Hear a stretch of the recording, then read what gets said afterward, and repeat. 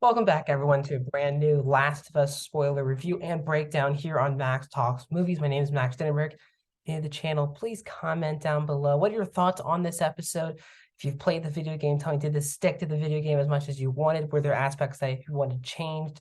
Please also subscribe, ring the bell if you're new to the channel. I do other movie reviews, TV show reviews, movie rankings, and box office breakdown shows. So please subscribe, ring the bell if you're new to the channel. Also, please like the video, guys. The thumbs up button.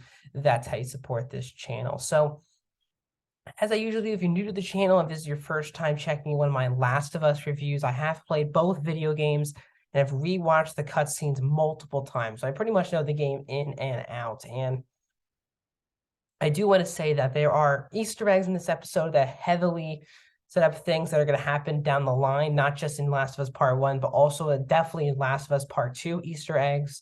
And I'm here not to spoil things for people who have not played the games. I know a lot of people who watch this show have never played the games before because it has a huge audience, and trust me, all that audience has not played the video game. So I'm not even going to hint at things that happen down the line. I'm not going to hint at what the ending of this episode means for the show moving forward, because I obviously know what happens. But I will break down this episode. Some of the Easter eggs that aren't spoiler heavy, I will get into. But again, I will not be spoiling anything for the people who have not played the video games before. So let's get into this episode, which is episode 6, which is Kin. We do a 3-month time jump, as very similar to the game. The next step and the next chapter in the game is reuniting with Joel and Tommy. So Joel starts to have the big difference from the game and the episode that happens in this entire episode is the fact that basically Joel's feeling really old, and he's his heart, he's having a lot of anxiety, he's having a lot of fear that races through, which causes him to kind of stop and have to regroup himself. And that did not happen at all in the game. So he's kind of walking through with Ellie. They're talking about things. Obviously, there's one night that Joel falls asleep and Ellie picks up for him, and Joel just continues to see himself as just not a good person to be protecting her. He's been frozen at certain times where he shouldn't be frozen. He doesn't want a 14-year-old girl to have to shoot someone to protect him. All of these things, and it's such a fabulous character. And if this does not get Pedro Pascal an Emmy, I do a nomination at least. I don't know what will, because he was so special in this episode. So they keep going, and they get caught off by some riders who, and if you know the game, you know right away that these are probably people with Tommy. We get our debut in the show, Maria, who is played by, hopefully I'm saying her name right, Rutina Wesley. Maria was a character in the game who obviously was with Tommy, but she was very much one note. She would kind of come talk to you on and off. She had more to do in part 2. We'll see if the game follows suit with the show follows suit with that. But she had a lot more to do in this episode than she had in probably any of the video games combined, which we'll get into in a second. So when you know it's Maria, if you're a game person, you know that we're heading to Tommy, and they do a different reunited. But I love the reuniting of Joel and Tommy in this episode, because even though Joel's is kind of tough nose, very confident, it seems, but very much broken character, to see him have a little glimpse of hope seeing Tommy, I thought was great. Because in the beginning of the episode, we had that really excellent scene when Joel and Ellie struggle to interrogate these two people who've been living in this town for years. Excellently written scene. The basically, if you go over the sea, that it's your brother's probably dead. Now, the other huge difference between this episode and the game is that in the episode itself, we go to Jackson and we see all these theaters and restaurants and all these different things, and they have this gated community, which you don't get in the first game of The Last of Us. When you go see Tommy, it's kind of a dam. There is people in there, but it's not this community like it is. It very much hints at what's to come in the show.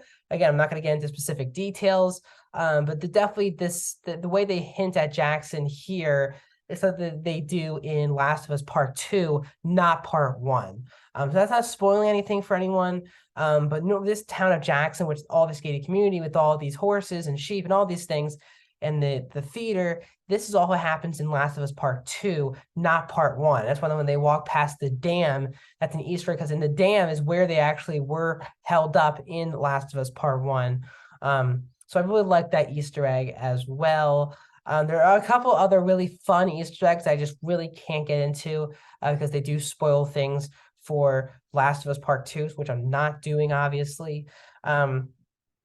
So we get this big conversation, which is basically before we get to that shot for shot creation, we get a couple conversations with Joel. Ellie goes off with Maria, does her own thing. She showers, she gets clothes, and Maria starts cutting her hair. And that's when Ellie sees on the wall the two kids, Kevin and Sarah. Now, as we know, Sarah is Joel's daughter, so Tommy and Maria putting up a shrine for her. But we also, I think it was David was the name of Maria's kid. Now, there's multiple changes within this. Is that obviously the only similarity is that, yes, Tommy and Maria are engaged when Joel meets them in the game. But the biggest difference is that Maria did also have a kid who passed away. And based on the episode, says that the kid was 3 years old and died a couple days after Outbreak Day. And the other part of it is that Maria is pregnant. Now, that has not happened at all in the games. And it adds another element, I think, to the Tommy and Joel relationship, which is before Outbreak Day. Tommy was the man who was the loose young person who had nothing to lose, and Joel was the one who was the father. Now, I say Joel is basically the father of Ellie now, but now Tommy's in a position of maturity and fatherism, and I really like that evolution, the growth of Tommy from before Outbreak Day to now learning that he's going to be a father. I thought that was such great character development and arc for Tommy as a character. Again, Gabriel Luna also really brought it in this episode as Tommy. So we get this big conversation between Joel and Tommy twice. The first one was basically them going back and forth, and Tommy's doesn't want to go because he has father responsibilities coming up, and Joel's kind of mad at Tommy and says, "We'll get out of your hair in the morning for those people," because they did have to murder people to survive. And Tommy saw that as murdering people, and Joel saw that as just a necessity to survive. So I just love that dynamic in this episode. Then we get that big emotional conversation, which is kind of loosely based on the game, where Joel's basically crying, which you never see him do in the games, and it just shows the broken self of Joel in the show, and it's such a special performance from Pedro Pascal, which is basically him talking about she's immune, not messing around. She got bit a couple months ago, and she's still here. She is. She has the bite mark. I can show you everything. She's immune. And then Joel's kind of like, I'm broken. I've frozen at multiple points when the horses came on and they were starting to sniff her. I could do nothing. And he just thinks of his age, of his capabilities, and also because he does not want to lose another daughter again. And he really does feel a connectiveness to Ellie, but he doesn't want to show that out. And Tommy's like, I got it. I'll ride you out in the morning. And then we get that big one-on-one conversation between Joel and Ellie, which is shot for shot, dialogue for dialogue from the video game, where Joel's like, just wanted to come in, and Ellie hears that conversation, and this when Ellie brings up Sarah, and Joel's like, you've never heard, you don't understand what loss is. And then Ellie's like, well, I actually do understand what loss is. Every person that's cared about me, every father figure, every mother figure, every sibling, whatever, friend, they've all died, and they've all abandoned me except for you. It's such an emotional scene, just like in the game. And basically Joel's like, in the morning, we're going to go our separate ways. And now he's obviously very emotional about it. When Ellie wakes up, Joel's there, and Joel's like, you have a choice. It's going to be me, or that Ellie stops and is like, I'm coming with you. So Joel and Ellie go off to the Eastern Colorado University, and just like in the game, you see the monkeys, and you know that this is not where the Fireflies are located. But a group of Ravagers, just like in the game, come to beat up, try to attack Joel and Ellie. Joel kills one of them, but as he does, he got stabbed. And the episode ends very similar, exactly how the chapter ends, with you not knowing Joel's fate, which is Joel stabbed, he falls off the horse, and he's not responding to Ellie. So that's where the episode ends. I'm not even going to hint at what this means for Joel moving forward, what this means for Ellie moving forward. They leave you ambiguous, just like they did in the game. So I want you guys to have the same experience I did, like I had the first time playing The Last of Us. So I do want to leave you guys up in the air like that. But based on the preview for next week, it's going to be very much an Ellie-centered episode, especially to talk about that DLC, where we're going to get Storm Reed as Riley in the next episode, and a flashback, mixture of a flashback and current episode with Bella Ramsey's Ellie. So I love this episode. I think it's so emotional, so real, so authentic, and has so much great character depth and evolution that I absolutely respect. So I loved episode 6. This show is so special, just like the video games. It does things that the video game couldn't do, even amplifying stuff that the video game already did. So I'm all about this show. We have 3 more episodes left, sadly, of The Last of Us, but we're going to keep breaking it down the next 3 Mondays. So please subscribe, ring the bell. More videos to come soon.